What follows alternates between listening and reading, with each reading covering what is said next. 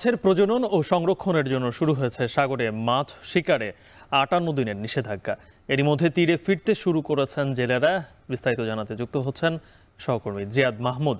জিয়াদ, সব জেলেরা কি এখন পর্যন্ত তীরে ফিরে এসেছেন? তাদের সহায়তায় প্রশাসনের পদক্ষেপ কি? আর মাছ এই যে নিষেধাজ্ঞা দেওয়া হয়েছে সে ব্যাপারে বাস্তবায়নে প্রশাসনের পক্ষ থেকে কি পদক্ষেপ নেওয়া হয়েছে?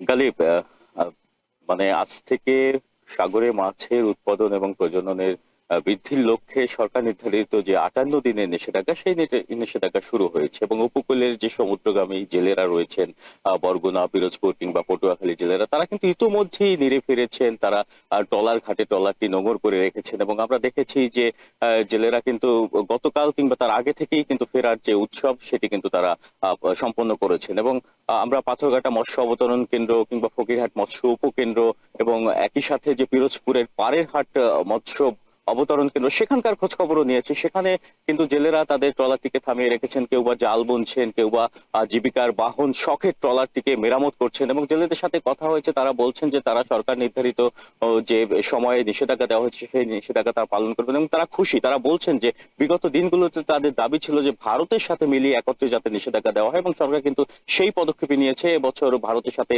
মিলিয়ে তারা নিষেধাজ্ঞা নির্ধারণ করেছে এবং একই সাথে নিষেধাজ্ঞার সময় কিছুটা কমিয়ে এনেছে। বিগত বছরগুলোতে যেখানে ৬৫ দিনের নিষেধাজ্ঞা থাকতো, এখন সেখানে ৫৮ দিন করা হয়েছে। এতে কিন্তু ব্যাপক উৎসাহ উদ্দীপনা রয়েছে জেলেদের মধ্যে। জেলেরা বলছেন যে এই সময়টা তারা পরিবার পরিজনের সাথে সময় কাটাবেন এবং এখানে যে জাল মেরামত, ট্রলার মেরামত থেকে শুরু করে তারা সেই কাজগুলো সম্পন্ন করবেন। এবং জেলেদের বরগুনায় নিবন্ধিত অনিবন্ধিত মিলিয়ে লক্ষাধিক জেলে থাকলেও সমুদ্রগামী ২৭,২৫০ জন জেলেকে প্রণোদনার আওতায় নেওয়া হয়েছে। তাদের প্রত্যেকেই সরকার নির্ধারিত যে চাল, সেই চাল পাবে। এবং পিরোজপুরের জেলা মৎস্য কর্মকর্তার সাথেও কথা হয়েছে, তিনি জানিয়েছেন যে ৫,৫০০ জেলে সমুদ্রগামী তাদেরকে প্রণোদনার আওতায় নেওয়া হয়েছে এবং তারা প্রত্যেকে ৮৬ করে চাল পাবেন বলে তিনি আমাদের নিশ্চিত করেছেন। এদিকে জেলেদের একটি মাত্র অভিযোগ রয়েছে। জেলেরা বলছেন যে তারা ফিরে এসেছেন ঠিকই, কিন্তু অসাধু প্রভাবশালী জেলেরা রয়েছেন পাথরঘাটা কিংবা মহিপুরের ট্রলার মালিকরা রয়েছেন, তারা কিন্তু রাতের আধারে সমুদ্রে তাদের ট্রলারটিকে প্রেরণ করেন এবং মাছ শিকার করে তারা নিয়ে আসেন। এবং এখানে একটি ম্যানেজের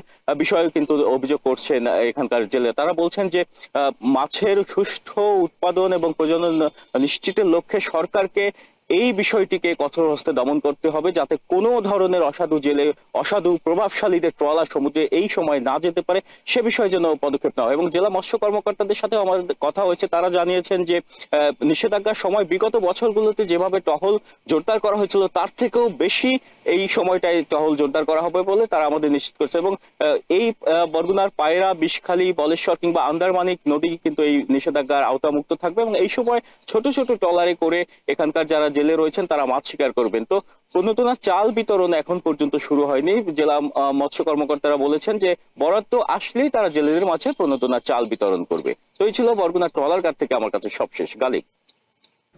বরগুনা থেকে যুক্ত ছিলেন সহকর্মী জিয়াদ মাহমুদ।